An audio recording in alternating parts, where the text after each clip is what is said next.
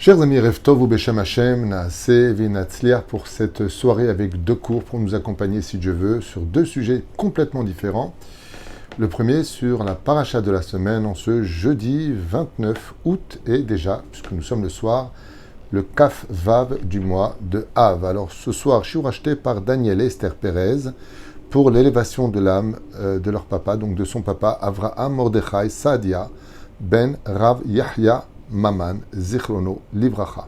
Wa Hashem tenachenu began Eden Elyon v'chol asher chovim imu bichlal arachamim v'aselichot bechen yarason omar amen. Hiye nishmato tzora betzor achayim. Que le mérite de cette étude du Chafetz Chaim que nous allons voir ensemble, yalet nishmato mamash began Eden Elyon. Le texte nous dit ici, il était un Rav, Moël Shochet. Il aimait prier pour chaque juif, se battait pour avancer l'honneur d'Akadosh Baruch Hu et de sa Torah, coûte que coûte. Un défenseur de l'honneur de Dieu est automatiquement mon ami. Une volonté de faire le bien, même au détriment de ses propres intérêts, dans la plus grande discrétion. Il a fait vraiment un tzaddik. Il approchait les gens donc vers Akadosh Baruch Hu avec amour et diplomatie. C'était un homme qui avait cette extraordinaire foi de croire en l'âme du juif pour avoir de telles midotes. Il demande que ce soit aussi pour la protection de Kol Am Israël, pour la refoua shlema de tous les malades et les blessés d'Israël, libération des otages, Geoula shlema pour chacun de nous à l'échelle individuelle et nationale, Bezrat Hashem et Vadaï pour la protection chez Kol Chayalenu Veotanu Mikol Saram Tsukam Mikol Nega Machala. On commence ce soir ce shiur que je trouve très intéressant. En plus avec une énigme. J'aimerais vous poser une question et je vous laisserai un tout petit moment de réflexion. Mais d'après vous, quel est le seul animal dans cette paracha ou même dans la vie qui porte toujours le nom de l'enfant de sa maman ou de son papa? Par exemple, quand on a une jument, son enfant s'appelle le poulain. Quand on a par exemple un lion, son enfant c'est le lionceau. Quand par exemple on a le mouton, eh bien son enfant c'est la brebis. Quand par exemple on a le faon, qui est l'enfant, eh bien on a le cerf ou la biche. Mais il y a un animal qui portera toujours le nom d'un enfant. Même s'il a 10 ans d'existence, qu'il est devenu adulte, qu'il est devenu vieux, le surnom qu'on lui donne, c'est toujours le nom d'un enfant. Ce qui est de très paradoxal, bizarrement, à moins que peut-être que je ne sais pas, mais en français, le nom de cet animal, c'est pas vraiment un animal, c'est une espèce d'oiseau, mais qui n'est pas non plus un oiseau, c'est très spécial. Et en français, n'a pas de nom. Enfant. Quand il naît, on l'appelle déjà en tant qu'adulte, contrairement à tous les autres animaux qui ont un nom d'adolescence et de maturité par la suite. Or, bien sûr, cette paracha de Réé a aussi pour but de nous parler des animaux consommables, de ceux qui ne le sont pas, comme on l'avait vu dans le livre de Vaïkra, paracha de Shemini, dans la paracha de Réé. Dans le livre de Devarim, on revient sur cette superbe et très importante Nekuda, ce point sur les animaux consommables des animaux qui ne le sont pas. Alors, vous avez certainement trouvé, je pense, c'était l'autruche. En français, je ne sais pas, peut-être que ça existe, je ne pense pas, une jeune autruche, on ne dit pas un autre nom, on dit une jeune autruche, à moins qu'il y ait un nom que je ne connais pas. Mais en tout cas, en hébreu, c'est sûr. Le nom qu'on lui donne, c'est Bat Ya'ana, la fille de l'autruche. C'est quand même très curieux que nous donnons le nom d'un enfant alors que l'autruche, de par elle-même, elle peut avoir 10 ans, 12 ans, 15 ans d'existence, on l'appellera toujours Bat Ya'ana, la fille de l'autruche. Et ça peut mener à confusion, car si je m'en réfère au texte de la paracha de la semaine et qu'on me dit que je ne peux pas consommer la Bat Ya'ana, l'autruche, ça aurait pu me laisser penser une seconde que je pourrais consommer la maman de l'autruche, donc la mère de l'autruche ou le père de l'autruche. Ce que je veux dire par là, c'est que dans cette paracha, si je n'étudie pas profondément les raisons, qu'est-ce que veut nous dire la Torah? Eh bien, les enfants, non, mais les adultes, oui. Réponse, absolument pas. Ni enfants, ni adultes, on a le droit de consommer l'autruche. C'est ce qu'on va essayer de comprendre à travers cette étude, grâce au Chafetz Chaim, et puis en même temps d'essayer de découvrir qu'est-ce qu'on peut en retirer comme leçon. Une moralité qui relève toutes les questions sur l'éducation. Alors, on commence tout de suite avec une histoire qui s'est passée pour illustrer un petit peu cette grande question. Pourquoi cette Batia Anna porte le nom de l'enfant de sa maman ou de son papa, peu importe, mais même quand il grandit, il reste toujours avec ce titre de Batia Anna au lieu de dire en hébreu Zot Batia Anna Veze Ya'ana. Voici l'enfant, donc comme tu dirais le poulain, et voici le cheval. Non, là ça devient Batia Anna, et quand il est grand, Batia Anna. Très intéressant. À l'époque du Chafetz Chaim, entre la première et deuxième guerre mondiale, où la pauvreté sévissait à un très haut degré, la première guerre mondiale a ruiné l'Europe. Elle a eu beaucoup de mal à se relever. Et ensuite, il y a eu le crash aux États-Unis boursier, je crois en 1928, si je ne m'abuse.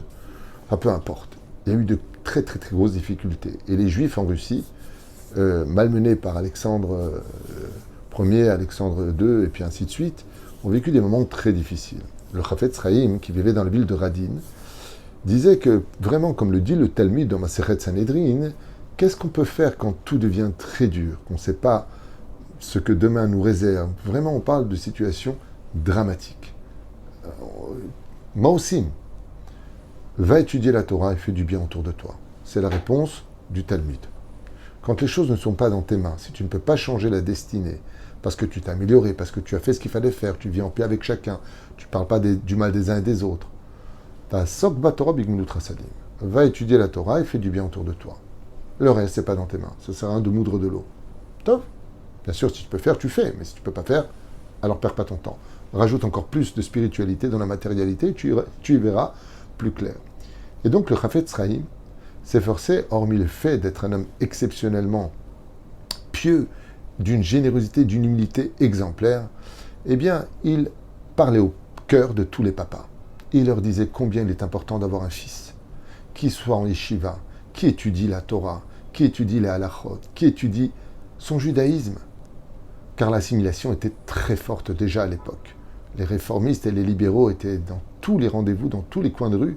Et le Chafetz Chaim, comme son prédécesseur, le Gaon de Vilna, ainsi que le Baal Shem Tov, luttaient constamment contre cette forme d'une certaine façon qui arrangeait certains juifs de ne pas être trop religieux et en même temps de vivre ce qu'ils avaient envie de vivre. Donnons à Dieu une petite partie, puis prenons pour nous toutes nos pulsions animales au service de notre vie. Si j'ai envie de me marier avec une non-juive, je le fais. Si j'ai envie de ne pas manger tout à fait cachère, ou si j'ai envie d'allumer ma lampe pendant Shabbat, de toute façon, il n'y avait pas de lampe à l'époque. Enfin, toutes sortes d'arguments.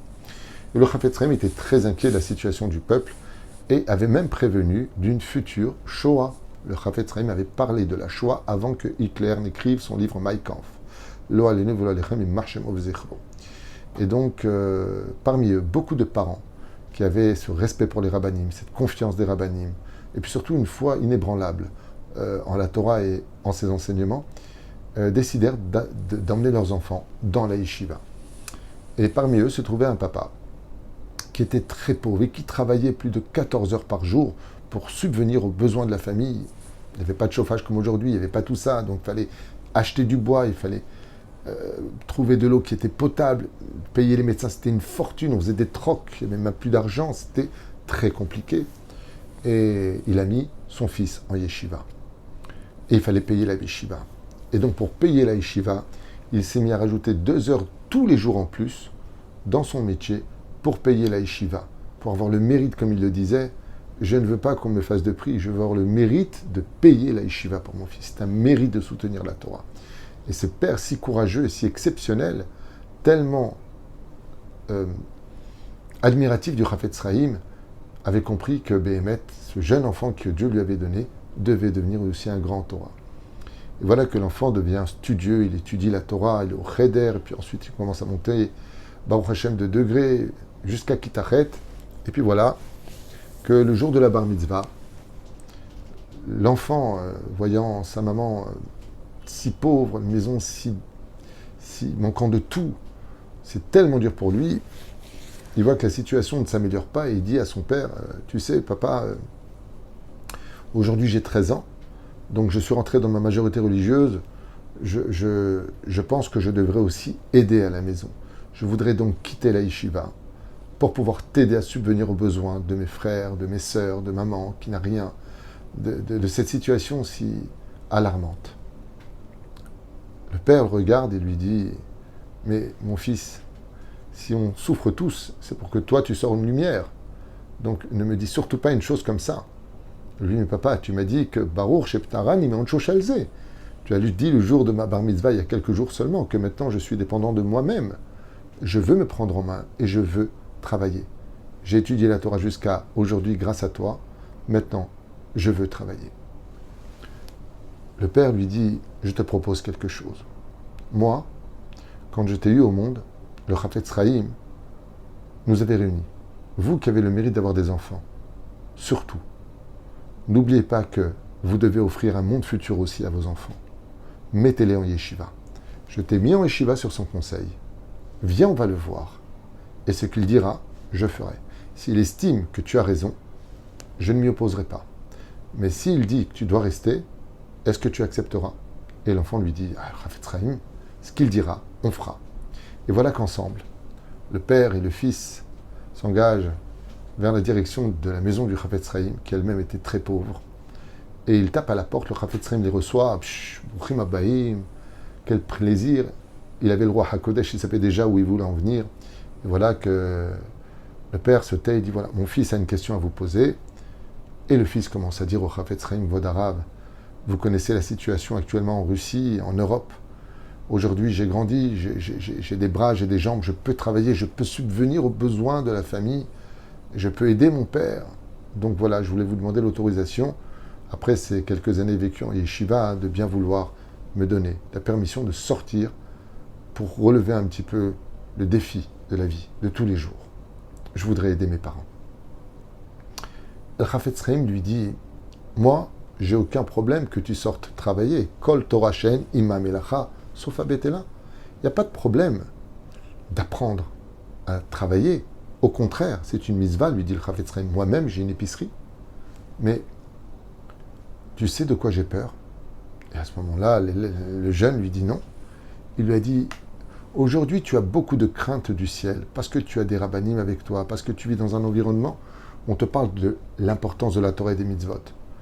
Mais la vie dehors est très dangereuse. Il y a de la vulgarité. Il y a des choses qui sont tellement loin de la moralité de la Torah. Et j'ai peur que tu perdes ta crainte du ciel. C'est pour cela que je ne pense pas que ce soit... Et avant que le Chafetz Chaim ait fini sa phrase, ce jeune homme, un petit peu impétueux, lui dit, mais Kvodarav, mon père est un homme pieux, ma mère est une femme très pieuse, et mon père travaille plus de 14 heures par jour. C'est pas un argument ce que vous dites. Mon père est un homme très pieux. Il rate jamais une prière, il étudie la nuit, il va au mikvé tous les matins à l'aube. Et voilà qu'il travaille.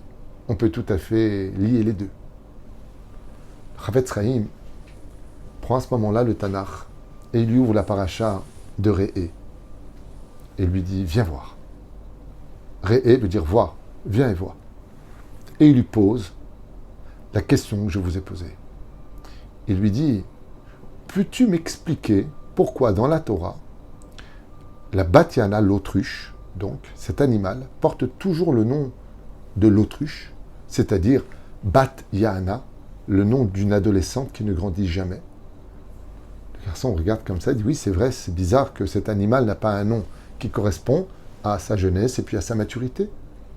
Il lui dit, je vais t'expliquer pourquoi. L'autruche, c'est un volatile dans l'absolu, mais il ne peut pas voler à cause de son poids. Il a des plumes qui ne sont pas assez développées et un poids assez conséquent. Mais il court très vite, il peut atteindre des pointes de 70 km/h. La Bat Yana, l'autruche, je dis le Chafetz Chaim a une grande particularité. Il n'a pas de dents. C'est un volatile qui n'a pas de dents, comme beaucoup de volatiles. Et donc quand il mange, sa poche d'estomac ne fournit pas l'acide que nous avons nous. Donc quand l'autruche mange, elle est obligée de chercher des éléments, des clous, du verre, des cailloux, des choses qui coupent, des choses qui piquent. Elle est obligée de les consommer tout de suite après sa nourriture pour qu'à l'intérieur de son estomac, ces éléments tranchants ou ces éléments très durs vont broyer pour faire digérer ce qu'il a consommé. Et Dieu lui a fait un système digestif de telle façon à ce qu'il puisse évacuer sans se blesser grâce au fait que Dieu ait endurci sa chair extrêmement forte. La chair de l'autruche, c'est comme du caoutchouc très dur, ce qui fait qu'il ne se blesse pas. C'est pour cela, dit le Chafetz Chaim, que Dieu ne nous a pas interdit de manger l'autruche de par elle-même, adulte, parce que personne n'en veut. Même les lions évitent de manger ce genre d'animaux, parce qu'ils se casseraient les dents sur la chair. Ce n'est pas une viande consommable. Mais de qui on a peur? On dit de l'autruche qu'elle est un petit peu cruelle avec ses enfants. Pourquoi? Parce qu'elle pense que ce qui est bon pour elle est bon pour les enfants. Seulement, la Bat Yana, les enfants de l'autruche, eux sont encore tendres. Leur chair est encore tendre. Leur estomac n'est pas encore adapté à la vie difficile des parents. Alors, la Bat Yana, la Torah nous dit interdit de la consommer, elle. Pourquoi? Parce qu'elle a une viande qu'on aurait pu penser maintenant être plus tendre, donc une tentation qui pourrait nous emmener à dire elle est cachère ou pas? Parce que par contre, si l'adulte n'est pas consommable, l'enfant est consommable. Est-ce que dans ce cas-là, on aurait le droit? Bat Ya'ana lo tochlu. Vous ne mangerez pas de la Bat Ya'ana. Ainsi donc, quand l'autruche bébé, si vous préférez, la jeune autruche vient pour manger, elle fait beaucoup plus attention que ses parents. Parce qu'elle ne peut pas encore consommer, son estomac n'est pas encore assez endurci pour recevoir des clous, du verre, des cailloux, tout ça. Donc, elle doit faire très attention. Parce que malgré le fait que ce soit une autruche, elle a l'estomac d'une jeune autruche. Et donc la Torah nous dit « Bat Ya'ana », vous ne la consommerez pas. Parce que sa chair est beaucoup plus consommable que celle des adultes, mais l'autruche est un animal impur. Donc on ne peut pas la consommer. Et le Chafetz Chaim regarde l'enfant et lui dit « Toi, tu es indigne de Bat Ya'ana. Tu ne peux pas te comparer à ton père. Ton père a passé tellement d'épreuves. Quand il avait 20 ans, il a été jeté dans les goulags, à moins 54 degrés. Et il est resté fidèle à la Torah. Il est resté fidèle à tous les enseignements qu'il avait eus quand il était jeune. Son estomac, son corps est habitué à toutes les épreuves. Il ne se laisse pas avoir par toutes sortes d'enseignements. Il sait déjà que c'est faux. Il sait que ça, c'est pas bon. Il sait qu'il ne faut pas aller là-bas. Toi, tu es comme une jeune Bat Ya'ana. Le Yetzer Hara, il dit, toi, je peux peut-être te consommer. Alors protège-toi. Bat Ya'ana se protège toujours dans les plumes de sa maman. Elle la suit de très près pour apprendre d'elle. Quand tu seras adulte comme ton père, comme on dit de façon assez curieuse en hébreu, un homme qui est grand en Torah, on appelle ça comment? Un Talmid Chacham, l'élève de la Chochma. De la même façon, lui a dit le Chafetz Chaim, cette paracha de Ré vient te dire, la Bat Ya'ana, on apprend d'elle une chose. Quand tu seras formé pour te confronter à la vie de tous les jours, alors seulement tu pourras sortir de ta yeshiva. Comme le dit d'ailleurs la Mishnah, on dit tous les matins avant Odou. Il y a marqué Aspanim le Geinam ou Boshpanim le Gan Eden. Ça veut dire quoi? Au niveau du Pshat, les orgueilleux vont en enfer, les gens humbles vont au Gan Eden. Au niveau de la Chassidout, on dit Aspanim. Ceux qui sont formés, qui ont l'estomac, le physique de l'autruche, qui sont prêts à manger des cailloux et du verre et du fer, qui ne seront pas blessés par cela. La Gehinam, eux, ils peuvent aller dans la rue, qui est comme un Gehinam, par rapport à ce que demande la moralité de la Torah, le manque de pudeur, la vulgarité et tout ce qui s'y passe. Aspanim, celui qui est fort, il peut aller se confronter aux problèmes de la vie. Aux Bosh Panim et ceux qui ont encore de la bouche, qui sont encore faibles. Les Gan Eden restent en yeshiva. Ainsi a répondu le Chafetz Chaim en disant que n'oublie pas un détail. on apprend de la Batiana de l'autruche que même quand elle est adulte, elle doit rester vigilante, comme son enfant, toute sa vie durant. Parce que si vraiment elle tombe sur un bout de verre ou un bout de lame très bien aiguisé, malgré sa dureté au niveau physique, elle risquerait de se blesser et même d'en mourir. Lo alenu velo alechem. Voilà ce que je voulais, Bezrat Hashem, partager avec vous, qui englobe, je trouve, beaucoup d'enseignements sur l'éducation de façon générale. Bezrat Hashem, pour retenir d'abord une parenthèse de cette paracha extraordinaire de Re'e, qui nous met en garde avant Bezrat Hashem, Re'e, Seresh, Aleph, He. Regarde, Elul arrive. Re'e, Elul, Igia, c'est les initiales. Fais attention, le mois de Elul arrive. Arrête de te prendre pour quelqu'un de Gibor. Moi, j'ai pas de problème, moi je peux y aller. Je connais quelqu'un, alors c'est un rave qui a fait tchouva, qui venait des boîtes de nuit. Après avoir étudié à peu près 5-6 ans à Yeshiva, il a décidé de descendre dans les boîtes de nuit, faire tchouva à d'autres juifs. Et voilà qu'au bout de la 4e fois, il s'est amouraché d'une fille et aujourd'hui, il est retourné en boîte de nuit. Il a oublié que c'était une Batiana. Shabbat Shalom, Veleitrot.